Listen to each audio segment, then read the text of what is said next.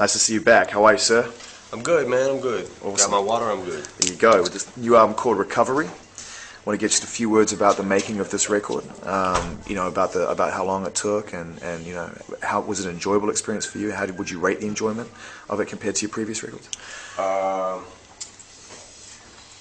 It was damn. How do I rate that? It was definitely a fun album to make. It was one of them things where it felt like a breath of fresh air to get so many different tracks, different sounds from everybody, and be able to make a record, and also to, you know, thinking outside the box, being able to go outside the box and just get different tracks and things like that. It was definitely fun, man. I felt like I got a chance to experiment with, you know, play around with different flows and things like that, you know, because I've always been, I think, the type of artist that just does whatever the beat's telling you to. But instinctual.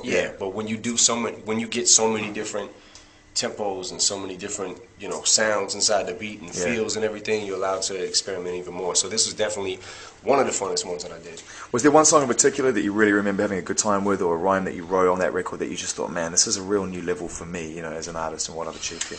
I don't know about that. I feel like every record was fun for me to make. You know, if it wasn't, I guess I wouldn't have did it. Yeah, you it's know true. What I mean? The records that weren't fun for me to make probably came out that way. It probably sounded like it, so they probably didn't make the album. I heard you say that before, actually, that you sort of felt like you were at a point in your life where you could look back on your back catalogue and what you've achieved and feel like that maybe you undersold yourself as an artist or your talent with a few records, you know. At what point did you come to that realization? That I undersold? Well, yeah, that you made records that you felt weren't necessarily like up to your own standards, you know.